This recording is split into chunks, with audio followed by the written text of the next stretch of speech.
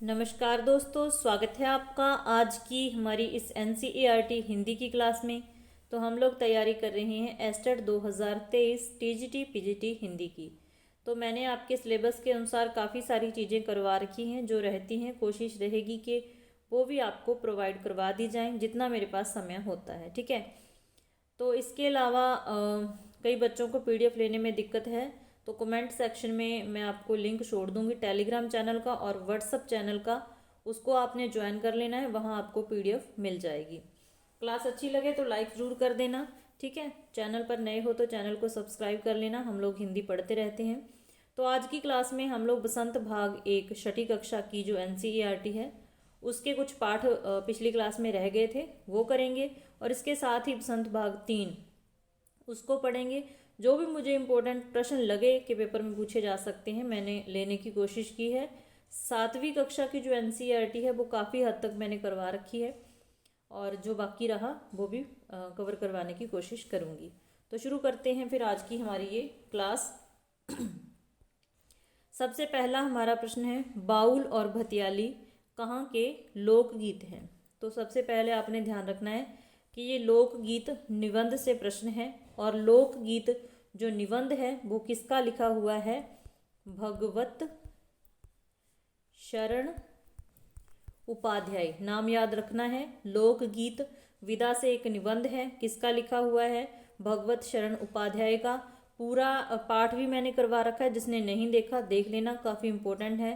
पिछली बार भी यहाँ से प्रश्न आया हुआ है, और आप भी मतलब अब भी आ सकता है। लोकगीत और संसार एक पुस्तक है जो पत्र विदा की रचना है, वो भी मैंने करवा रखी है, दोनों ही देख सकते हैं आप। ठीक है। तो इस प्रश्न का जो हमारा सही आंसर हो जाएगा, ये बाउल और भतियाली बंगाल के लोकगीत हैं। कहाँ के हैं? बंगाल के। इंपॉर्टेंट है, ध्यान में रखना है। नेक्स्ट हमारा प्रश्न है, गढ़वाल, किन्नौर, कांगड़ा आदि में प्रचलित लोकगीत को क्या कहते हैं? गढ़वाल, किन्नौर और कांगड़ा, तो इनको क्या कहा जाता है? इनको पहाड़ी गीत कहा जाता है। ठीक है। क्या कहा जाता है? पहाड़ी। ध्यान में रखना है। नेक्स्ट है, बुंदेलखंडी में गाए जाने वाले बहुत ही लोकप्रिय गाने आला का आरंभ किस कवि से माना जाता है? तो इसमें आला और उद्दल दो वीर थे, उनकी वीरता के लिए ये मतलब उसमें उनकी वीरता का गान किया जाता है आल्हा में। तो ये किस में गाया जाता है? बुंदेलखंडी में गाया जाता है। तो किस कवि से आरंभ माना जाता है इसका? जगनिक से। इम्पोर्टेंट क्वेश्चन है, तो ध्यान में रखना है कि ये जगनिक कवि से इसका आरंभ माना जाता है। ठीक है। अगला हमारा प्रश्न है, निम्न में से कौन सा स्त्रियों के द्वारा गाए जाने वाला लोकगीत नहीं है? तो सबसे पहला ऑप्शन है बारामासा, दूसरा है सोहर, बानी, सेहरा। तो ये जो नीचे वाले तीनों ही हैं ये स्त्रियों के द्वारा गाए जाने वाले लोकगीत हैं, जबकि जो बारामासा है उसको पुरुष गाते हैं और स्त्रियां भी साथ गा लेती हैं। तो यहाँ पर यही हमारा सही ऑप्शन है। ठीक है। नेक्स्ट हमारा प्रश्न है, विदेशिया कहाँ का लोकप्रिय लोकगीत है? तो विदेशिया कहाँ का लोकप्रिय लोकगीत है? तो ये हो जाएगा बिहार का। कहाँ का है? जो भी मतलब नाम आता है सारे ही ध्यान में रखने हैं। तो विदेशिया कहाँ से संबंधित है? बिहार से, और ये भोजपुरी में गाया जाता है। ठीक है। ये भी ध्यान रखना है कि किस भाषा में गाया जाता है। भोजपुरी में ये गाया जाता है। पंजाब में पूछा जाए तो पंजाब में माहिया गाया जाता है, हीर रांझा का किस्सा गाया जाता है, सोनी महिवाल का किस्सा गाया जाता है। गुजरात में गरबा, सभी को पता है कि गुजरात में गरबा, राजस्थान में ढोला मारू। तो ये सारे ही ध्यान रखने हैं कि कहाँ क्या गाया जाता है, सुमेलित करने भी आपको मिल सकते हैं। ठीक है। इससे अगला हमारा प्रश्न है, जादूगर चंग की चंगलनवा ने अपनी कबर में कितने दिनों बाद अपनी कबर को कितने दिनों बाद खोदकर देखने को कहा? अपनी कबर को, यहाँ का को रह गया लिखने वाला। ठीक है। तो ये एक जादूगर था। प्रश्न ऐसे भी पूछा जा सकता है कि चंगलनवा क्या था? तो ये एक जादूगर था। जब इसकी मृत्यु हो गई तो इसने कहा था कि मेरी कब्र को 6 दिन के बाद खोल के देखना, तो लोगों ने जैसे ही इसकी कवर को खोदा, ये भी आपके पाठ है, ठीक है, तो उसमें से क्या निकला था? उसमें से निकला था बांस की टोकरियों के डिज़ाइन। सांस सांस में बांस पाठ है, निबंध है, उसके लेखक हैं जो वो एलेक्स एम जॉर्ज हैं, ठीक है, ये भी ध्यान रखना है, एलेक्स एम जॉर्ज की रचना है, निबंध है एक। उसमें ये जादूगर का नाम आया है, उसने कहा था कि मेरी 6 दिन के बाद कवर खोद के देखना। तो लोगों ने देखा, जब कवर खोदी तो उसमें से बांस की टोकरियों के डिज़ाइन निकले थे और उन्होंने बाद में और भी इस तरीके के डिज़ाइन बनाए। तो यहाँ पर सही आंसर हो जाएगा 6 दिन, ठीक है। नेक्स्ट हमारा प्रश्न है, बांस इकट्ठा करने का सही महीना कौन सा है? तो सांस सांस में बांस पाठ में लोग बांस को इकट्ठा करते हैं, उसकी खपचियाँ बनाते हैं, फिर बांस की मतलब टोकरियाँ वगैरह बनाते हैं। तो किस महीने में बांस को इकट्ठा किया करते थे? तो जुलाई से अक्टूबर का जो महीना होता था वो उस समय वो मतलब फ्री होते थे, खाली हुआ करते थे, तो उसी वक्त वो बांस को इकट्ठा करने का जो काम था वो किया करते थे। कब से कब तक? इम्पोर्टेंट है, ध्यान रखना, जुलाई से अक्टूबर तक। नेक्स्ट हमारा प्रश्न है, आम तौर पर कितने वर्ष की आयु वाले बांस काटे जाते हैं? तो कितने वर्षों मतलब कितने वर्ष की आयु वाले बांस को काटा जाता था? तो यहाँ पर हमारा सही आंसर हो जाएगा 1 से 3 साल। जिस बांस की आयु होती थी 1 से 3 साल, ठीक है, उसको ही काटा जाता था टोकरियाँ वगैरह बनाने के लिए। और अगर ये पूछ लिया जाए कि किस इलाके में सबसे अधिक बांस मिलता था, तो उत्तर पूर्वी इलाकों में, ठीक है, उत्तर पूर्वी इलाकों में, ये भी अच्छे से ध्यान में रखना, उत्तर पूर्वी इलाकों में बांस सबसे ज़्यादा मिलता था। अगला हमारा प्रश्न है, हिंदी साहित्य के स्वर्ण युग कहे जाने वाले भक्ति काल में यहाँ सगुण भक्त कवियों में सूरदास, तुलसीदास को महत्वपूर्ण स्थान प्राप्त है। यह गद्यांश किसके द्वारा रचित है? तो ये है आपका प्रश्न। तो ये किसके द्वारा रचित है? राम सजन पांडे। किसके द्वारा रचित है? राम सजन पांडे के द्वारा रचित है। और रचना का नाम पूछ लिया जाए तो संत शिरोमणि रविदास, संत शिरोमणि रविदास रचना का नाम है, ठीक है, और ये रचित है राम सजन पांडे के द्वारा। अगला हमारा प्रश्न है, मेरे वन में मृदुल बसंत पंक्ति में मृदुल शब्द व्याकरण की दृष्टि से क्या है? तो मेरे वन में मृदुल बसंत, तो बसंत कैसा? मृदुल, तो बसंत की विशेषता बताई जा रही है, तो इसका मतलब क्या है? मृदुल विशेषण है, ठीक है, क्या है? मृदुल एक विशेषण है। यहाँ पर राइट आंसर हो जाएगा ऑप्शन नंबर 4। अगर क्लास अच्छी लग रही है, क्वेश्चन अच्छे लग रहे हैं, तो एक बार लाइक जरूर कर देना। ध्वनि कविता में कवि अपने सपनों का मृदुल हाथ किन पर फेरना चाहता है? किस कविता की बात हो रही है? ध्वनि कविता की। तो किस पर फेरना चाहता है? निद्रित कलियों पर, निद्रित कलियों पर, ठीक है, ध्यान रखना है। आगे है, ध्वनि कविता के रचयिता कौन है? तो कौन है ध्वनि कविता किसकी है? सूर्यकांत त्रिपाठी निराला की। विदा पूछ ली जाए तो कविता है किसकी है? सूर्यकांत त्रिपाठी निराला जी की। बस की यात्रा किस विदा की रचना है? तो जो बस की यात्रा है वो एक व्यंग है। बस की यात्रा एक व्यंग है। व्यंग किस पर है? तो ये भी आपको पता होना चाहिए कि लेखक और उसके कुछ दोस्त एक मतलब किसी जगह पर जाना होता है, तो जिस बस के द्वारा वो जाते हैं वो बस बिल्कुल ही खटारा होती है, टूटी फूटी होती है, पता नहीं होता कब किस पेड़ के साथ टकरा जाए, मतलब कुछ भी हो सकता है। ऐसी हालत भी बिल्कुल ही मतलब चलने लायक थी ही नहीं, कहीं भी रुक जाती थी। कोई उसके टायर सही नहीं थे, कोई इंजन नहीं सही था, तो जब चलती थी तो ऐसा लगता था जैसे कोई भूकंप आ रहा हो। तो बस की ये हालत उसमें दिखाई गई है। तो यातायात के साधनों की दुर्व्यवस्था पर ये व्यंग है एक, ठीक है। व्यंग पूछा जा सकता है कि बस की यात्रा, विदा से व्यंग है तो व्यंग है किस पर? तो ये है यातायात के साधनों की दुर्व्यवस्था पर, ठीक है। नेक्स्ट हमारा क्वेश्चन है, लाख की चूड़ियाँ कहानी का मूल उद्देश्य क्या है? तो लाख की चूड़ियाँ हैं, ठीक है, एक कहानी है। किसकी है लाख की चूड़ियाँ? ये भी आपको पता होना चाहिए, कामता नाथ की है। किसकी है? कामता नाथ की। ठीक है, कामता नाथ की एक कहानी है लाख की चूड़ियाँ। उसमें एक मनिहार होता है, नाम होता है बदलू। लेखक के जो मतलब कि ननिहाल में होता है, लेखक वहाँ जाता है। तो जब वो वहाँ जाता है तो उसको लाख की गोलियाँ मिलती हैं खेलने के लिए। ठीक है, और वो जो बदलू होता है उसको लेखक क्या कहता है, लगता तो मामा है क्योंकि उसके ननिहाल में था, लेकिन अपनी जो उम्र के बच्चे थे उसको बदलू काका कहते थे, तो इसीलिए लेखक भी उसको बदलू काका कह के बुलाता था। जो बदलू था उसके अगर घर में पूछ लिया जाए तो एक नीम का पेड़ था, प्रश्न कुछ भी बन सकता है, पेड़ था नीम का। ठीक है, और वो मचिया पर बैठकर क्या करता था, अपनी जो लाख की चूड़ियाँ बनाता था।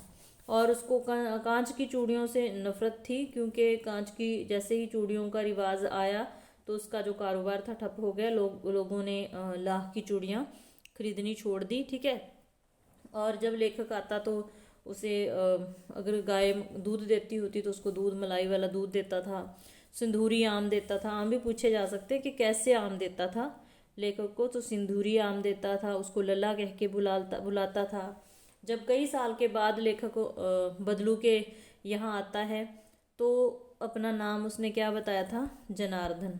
ये भी पूछा जा सकता है कि क्या नाम बताया था लेखक ने, जनार्दन। तो इस पार्ट से इतनी सारी बातें आपको याद रखनी है। बदलू के घर में नीम का पेड़ था, लेखक को लल्ला कहता था, सिंदूरी आम देता था, मलाई वाला दूध देता था। ठीक है, और लेखक ने जब कई सालों के बाद आया तो अपना नाम जनार्दन बताया। ठीक है, तो लाख की चूड़ियाँ कहानी का जो मूल उद्देश्य है वो है मशीनी युग ने कितने हाथ काट दिए। वस्तु विनिमय प्रणाली के बारे में, तो वस्तु विनिमय प्रणाली का जिक्र आया है क्योंकि बदलू लाख की चूड़ियों के बदले में, मतलब जो भी उसको ज़रूरत होती थी, अपनी ज़रूरत का सामान बदले में ले लिया करता था, अपनी पगड़ी, अनाज, ऐसे मतलब चीज़ें। ठीक है, तो ये भी ध्यान रखना है। लाख की चूड़ियों का महत्व बताना, बदलू की कांच की चूड़ियों के प्रति नफरत। ठीक है, तो उद्देश्य क्या बताना है, बदलू नफरत करता था चूड़ियों से क्योंकि उसका जो धंधा खत्म हो गया था, उसका रोजगार उससे छिन गया था। तो जो मेन इसका मूल भाव है, उद्देश्य क्या है, मशीनी युग ने कितने ही हाथ काट दिए, मतलब जैसे ही मशीनी युग आया तो बहुत सारे लोग बेरोजगार हो गए। तो सारे ही पॉइंट पे आपने ध्यान देना है। वस्तु विनिमय प्रणाली का वो उपयोग करता था, बदले में मतलब चीज़ दे के चीज़ को लेना। ठीक है, तो इस तरीके से ये आप देख सकते हैं। बदलू की लड़की का क्या नाम था, ये भी पूछा जा सकता है। तो क्या था, बदलू की लड़की का नाम रज्जो था। क्या था, रज्जो था।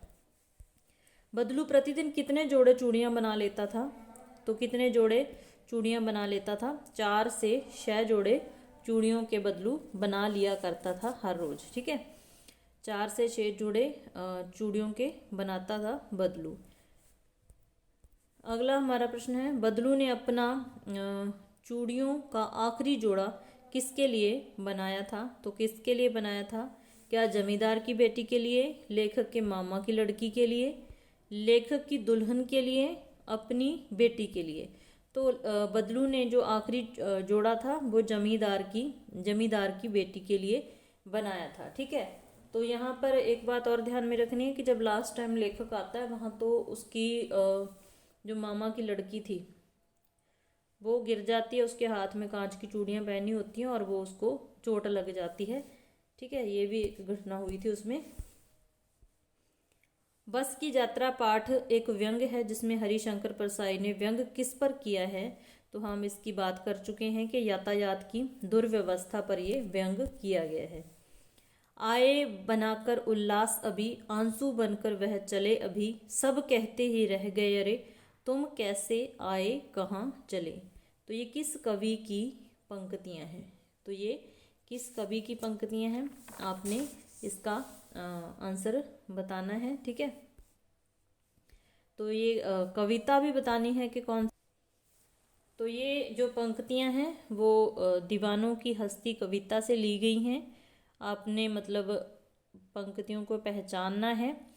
तो दीवानों की हस्ती कविता है उससे ये ली गई हैं, और दीवानों की हस्ती जो कविता है किसके द्वारा रचित है, भगवती चरण वर्मा के द्वारा रचित है। ठीक है, तो यहाँ पर ध्यान रखना है। नेक्स्ट हमारा प्रश्न है, दीवाने किसका भार लेकर चलते हैं? तो दीवाने किसका भार लेकर चलते हैं? प्रेम का, मस्ती का, धन दौलत का, या फिर असफलता का? तो दीवाने असफलता का भार लिए चलते हैं। ठीक है। कवि ने किसकी कोई हस्ती नहीं मानी है? किसकी हस्ती नहीं मानी है? स्वतंत्रता प्रेमी दीवानों की। ये जो पूरी कविता है, जो मतलब स्वतंत्रता सेनानी है उनके बारे में है, क्योंकि वो अपने देश की आज़ादी के लिए पता नहीं कब कहाँ होते हैं, उनका कोई अस्तित्व नहीं होता। तो इस तरीके से ये कविता इनके लिए है, स्वतंत्रता सेनानियों के लिए है। तो कवि ने हस्ती किसकी नहीं मानी है? स्वतंत्रता प्रेमी दीवानों की। ठीक है। दीवानों की हस्ती कविता में किस शैली का प्रयोग हुआ है? तो यहाँ पर आत्मकथात्मक शैली का भी प्रयोग हुआ है, प्रश्नात्मक शैली का भी प्रयोग हुआ है, भावात्मक शैली का भी प्रयोग हुआ है। तो यहाँ पर जो आंसर आ जाएगा उपरोक्त सभी। ठीक है। भगवान के डाकिए कविता किस छंद में रचित है? तो भगवान के जो डाकिए है वो बिल्कुल छंद मुक्त कविता है। भगवान के डाकिए छंद मुक्त कविता है, ध्यान रखना है। ठीक है। तो इसका सही आंसर हो जाएगा ऑप्शन नंबर 1। और भगवान के डाकिए है कौन? पक्षी और बादल, ये भगवान के डाकिए हैं। मैं आपको कविता ही थोड़ी मतलब छोटी सी कविता बता देती हूँ। पक्षी और बादल ये भगवान के डाकिए हैं, जो एक महादेश से दूसरे महादेश को जाते हैं। हम तो समझ नहीं पाते हैं, मगर उनकी लाई चिट्ठियाँ पेड़ पौधे पानी और पहाड़ बाँचते हैं मतलब समझते हैं, पढ़ते हैं। ठीक है।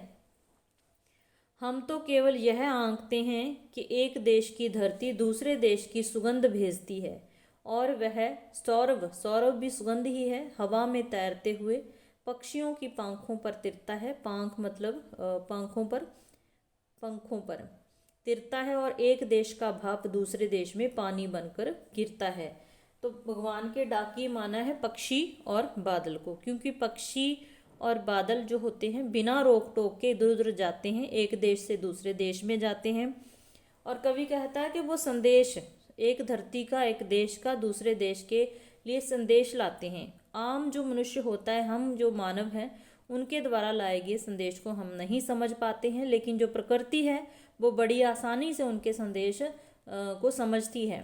पेड़ पौधे पानी पहाड़ सब उनके दिए संदेश को पढ़ लेते हैं। ठीक है। तो एक देश की सुगंध दूसरे देश में पहुंच जाती है हवा के माध्यम से। ठीक है। तो जो पक्षियों के पर होते हैं उन पर क्या होती है? सुगंध, जैसे उनके द्वारा सुगंध पहुंच जाती है। ठीक है। तो जो बादल होते हैं भाप के रूप में, मतलब एक देश से दूसरे देश में जो पानी होता है भाप के रूप में पहुंच जाता है। इस तरीके से पक्षी और जो बादल हैं वो किसके डाकिए माने हैं? भगवान के डाकिए माने हैं। ठीक है। तो उम्मीद है कि इस कविता से कोई प्रश्न आ जाए तो आप कर पाओगे। तो ये छंद मुक्त एक कविता है।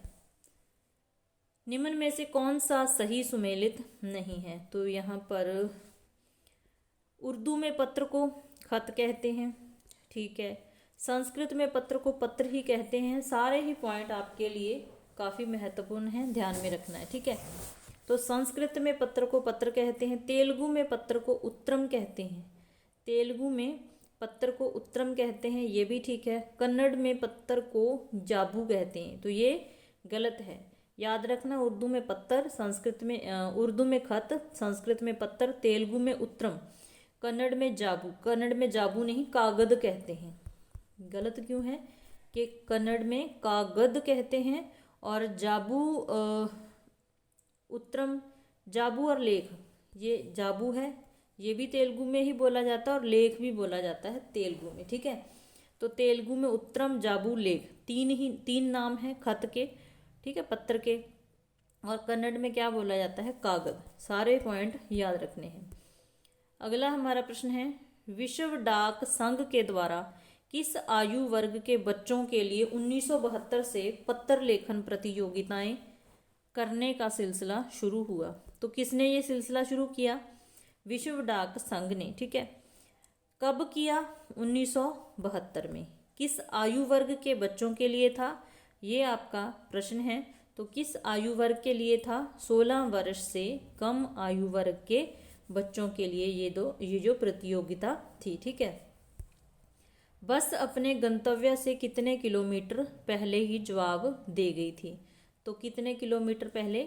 8 किलोमीटर। ठीक है, 8 किलोमीटर पहले जवाब दे गई थी। यह सबसे कठिन समय नहीं, कविता की रचयिता कौन है? तो यह सबसे कठिन समय नहीं, कविता के रचयिता कौन है? तो यहाँ पर हमारा सही आंसर हो जाएगा जय जादवानी। कौन है? जय जादवानी हमारा सही आंसर हो जाएगा। यह सबसे कठिन समय नहीं। जय जादवानी की ये कविता है, थोड़ी सी मैं आपको मतलब बता देती हूँ कि क्या बात इसमें कही गई है।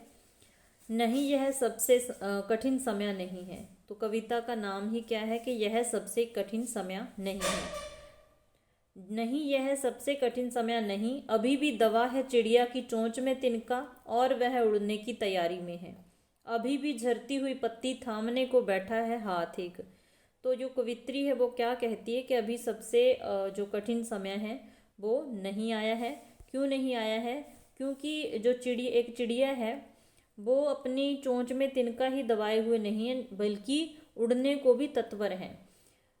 कवित्री का जो भाव है कहने का वो ये है कि जो मानव सहित सभी प्राणियों के लिए खाद्य पदार्थ उपलब्ध हैं, तो अभी भी वो मतलब विकास करने की जो संभावनाएं मौजूद हैं, किसकी? प्राणियों और मानव जाति की विकास करने की जो संभावनाएं मौजूद हैं। ठीक है, आगे कवित्री कहती है कि अगर पेड़ से अलग होके कोई पत्ता गिरने वाला है तो उसको सहारा देने के लिए अभी भी कोई ना कोई हाथ है। ठीक है, फिर आगे अगला जो इसका पद्यांश है उसमें है, अभी भी भीड़ है स्टेशन पर, अभी भी एक गाड़ी रेलगाड़ी जाती है गंतव्य तक। जहाँ कोई कर रहा होगा प्रतीक्षा, अभी भी कहता है कोई किसी को, जल्दी आ जाओ कि अब सूरज डूबने का वक्त हो गया है। तो कवित्री कहती है कि अभी भी स्टेशनों पर भीड़ होती है, कोई ना कोई गाड़ी किसी गंतव्य तक जाती है और लोग किसी की प्रतीक्षा करते हैं और मन में सोचते हैं कि सूरज डूबने वाला है, जल्दी आ जाओ। मैं मोटी मोटी चीज़ें बताती हूँ ताकि आपके सामने पंक्तियाँ आ जाएं तो फटाफट आप उसको पहचान पाओ। उसके बाद है, अभी कहा जाता है उस कथा का आखिरी हिस्सा जो बूढ़ी नानी सुना रही सदियों से। दुनिया के तमाम बच्चों को अभी आती है एक बस, अंतरिक्ष के पार की दुनिया से लाएगी बचे हुए लोगों की खबर। नहीं, यह सबसे कठिन समय नहीं है। ठीक है, तो बूढ़ी नानियाँ सदियों से अपने पोते नातिनों को कहानियाँ सुनाती हैं, तो मतलब अभी भी वो चीज़ें हैं। ठीक है, तो यहाँ पर यही चीज़ें बताई हुई हैं। मतलब आपके सामने क्या कोई पैरा ऐसा देखने को मिल जाए तो बड़ी आसानी से आप पहचान पाओगे। बस समय कम था, नहीं तो एक एक चीज़ इस तरीके से करवाई जाती कि कोई प्रश्न छूटता ही नहीं। बाकी ये समय की कमी ही है कि अब चलो जैसा भी होता है मैं हर चीज़ कवर करने की कोशिश कर रही हूँ। तो यह सबसे कठिन समय नहीं है। समझ गए कि आप इसमें जो कवित्री ने क्या कहना चाहा है। अगला हमारा प्रश्न है, यह सबसे कठिन समय नहीं, कविता की भाषा पूछी गई है।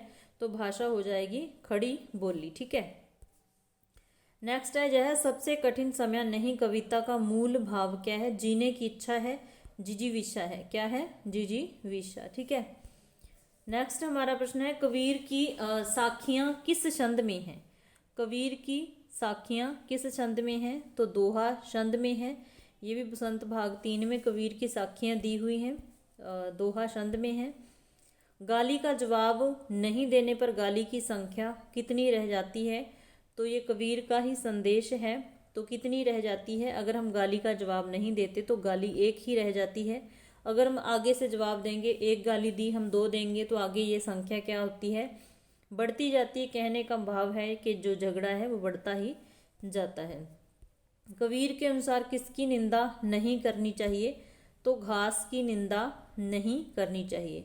किसकी निंदा नहीं करनी चाहिए? घास की निंदा नहीं करनी चाहिए। एक तिनका कविता भी आई है, पता नहीं कौन सी बसंत में थी, कि एक आदमी का घमंड तोड़ने के लिए एक तिनका ही काफ़ी होता है।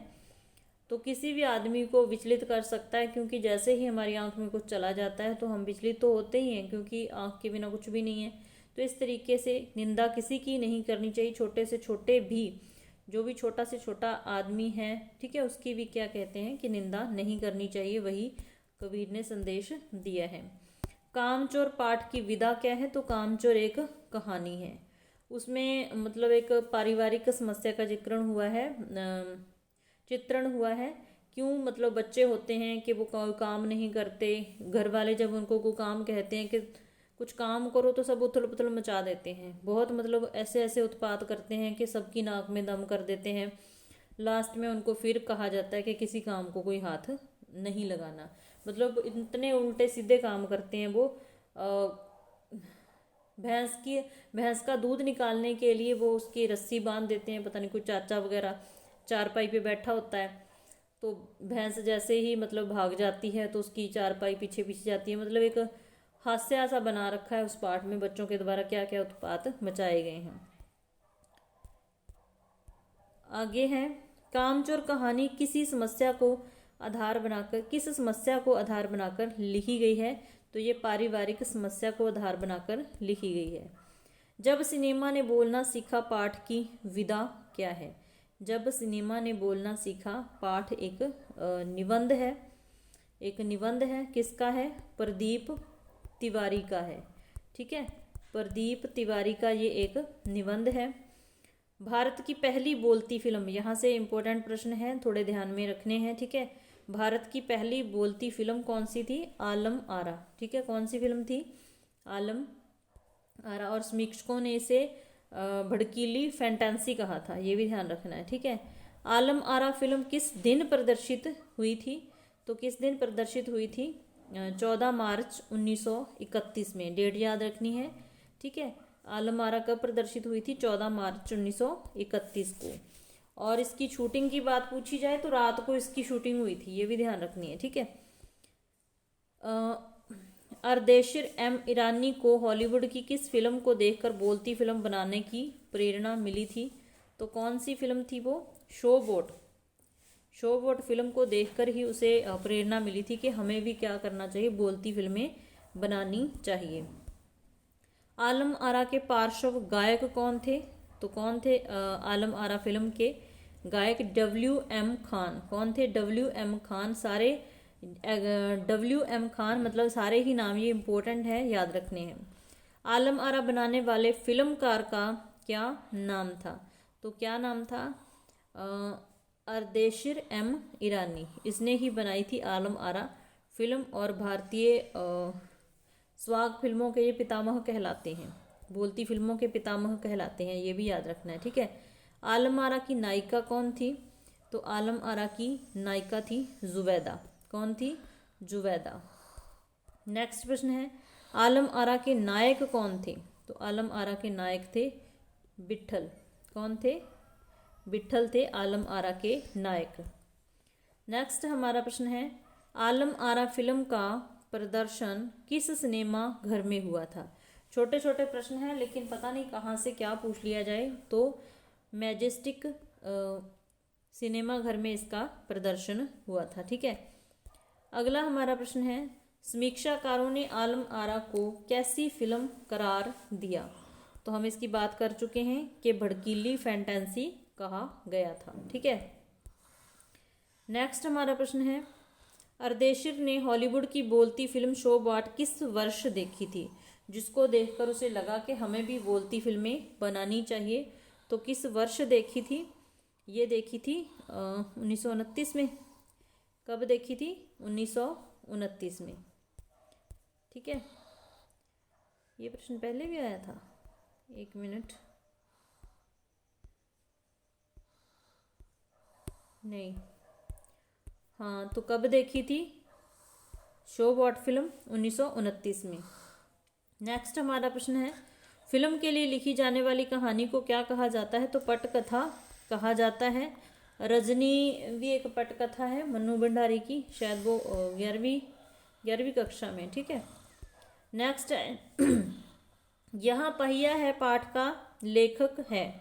तो यहाँ पहिया है पाठ का जो लेखक है वो है P साईनाथ। कौन है? P साईनाथ। और इसकी विधा याद रखनी है, ये एक रिपोतार्ज है, ठीक है, रिपोतार्ज है, इंपॉर्टेंट है, ध्यान में रखना है। पी साईनाथ का ये एक रिपोर्टाज है, यहाँ पहिया है। ठीक है, नेक्स्ट प्रश्न है, पी साईनाथ निम्नलिखित में से किस पूर्व भारतीय राष्ट्रपति के पोते थे? तो किसके पोते थे? बीवी गिरी के। किसके पोते थे? ये बीवी गिरी के पोते थे। नेक्स्ट प्रश्न है, यहाँ पहिया है पाठ मूल रूप से किस भाषा में लिखा गया है? तो पी साईनाथ ने इसका अनुवाद किया है। ठीक है, तो मूल भाषा इसकी कौन सी है? ये अंग्रेजी भाषा में लिखा गया है। किस भाषा में? अंग्रेजी भाषा में। अगला हमारा प्रश्न है, तमिलनाडु के किस जिले में साइकिल चलाना एक सामाजिक आंदोलन बन गया?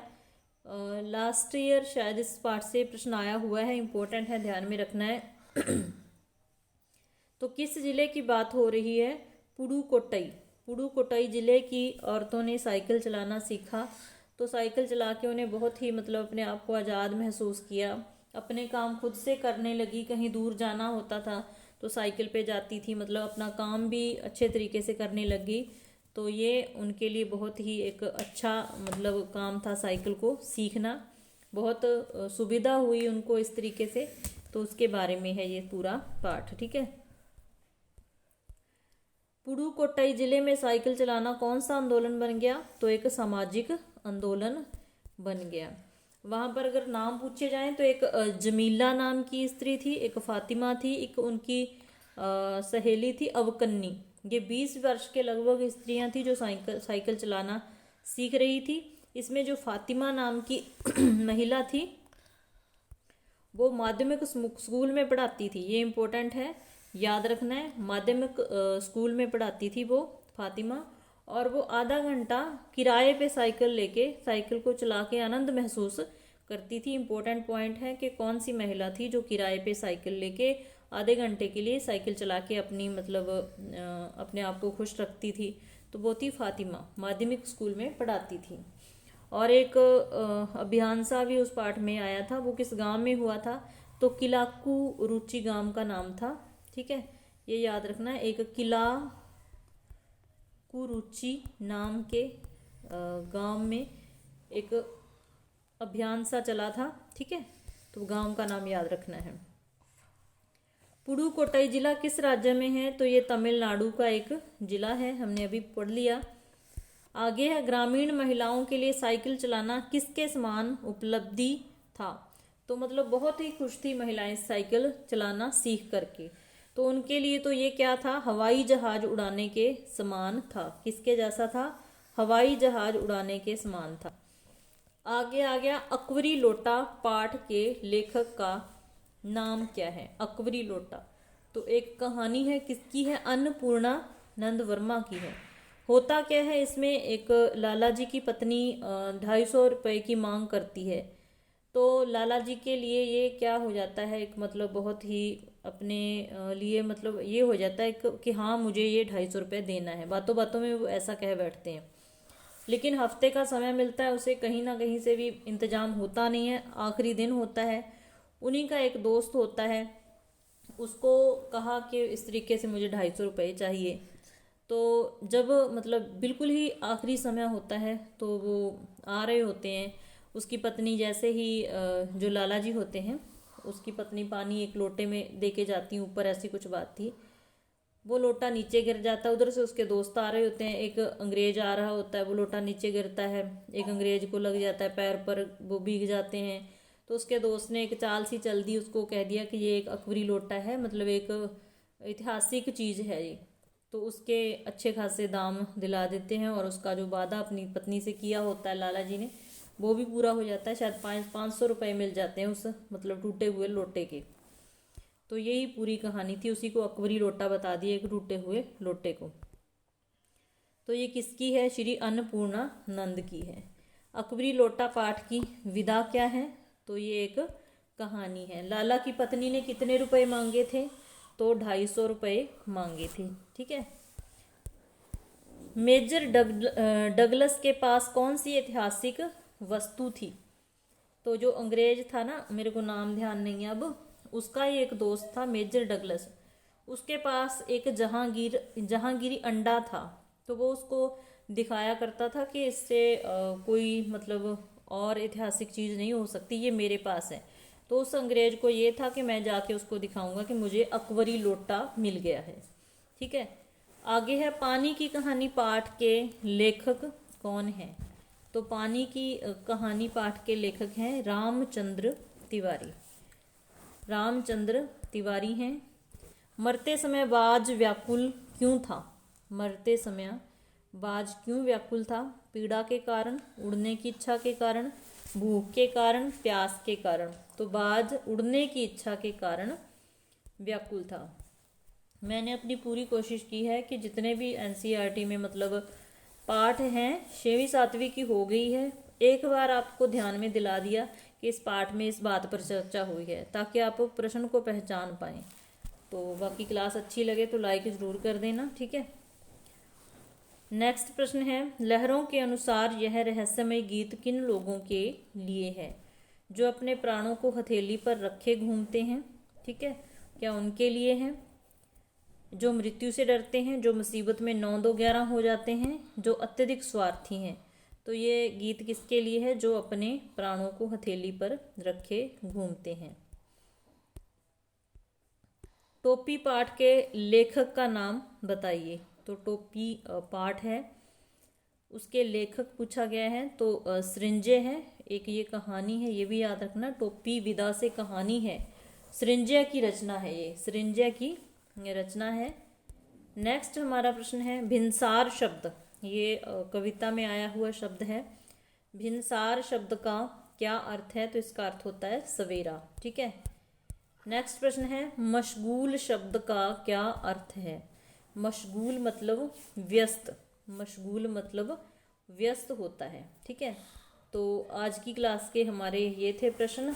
बसंत भाग 3 को भी लगभग हमने कवर कर लिया है। और एक प्रश्न आया था जगनिक कवि वाला, ठीक है, उसमें वो चंदेल राजाओं के राजकवि थे, ये ध्यान रखना है। वो प्रश्न क्या था, बुंदेल विदेशिया आला आला आला के गाने की बात थी कि आला का आरंभ किस कवि से माना गया। तो जगनिक से। जगनिक चंदेल राजाओं के राजकवि थे, ये याद रखना है कि ऐसा भी प्रश्न पूछा जा सकता है कि वो किन राजाओं के मतलब कवि थे, राजकवि थे। तो चंदेल राजाओं के। ठीक है, एक मिनट में ढूंढती हूँ कहाँ है। हाँ, ये आ गया। बुंदेलखंडी में गाए जाने वाले बहुत ही लोकप्रिय गाने आला करम किस कवि से माना जाता है। कवि जगनिक है और ये चंदेल राजाओं के राजकवि थे। इम्पोर्टेंट बात है, ध्यान रखनी है, ये भी पूछा जा सकता है। तो उम्मीद है आपको क्लास हेल्पफुल लगी होगी। क्लास अच्छी लगी तो लाइक कर देना, चैनल पर नए हो तो सब्सक्राइब कर लेना। मिलते हैं फिर ऐसे ही नेक्स्ट क्लास में। क्लास देखने के लिए धन्यवाद। आपको कमेंट बॉक्स में लिंक मिल जाएगा टेलीग्राम का और व्हाट्सएप चैनल का, वहाँ पर ज्वाइन कर लेना, आपको PDF मिल जाएगी। ठीक है।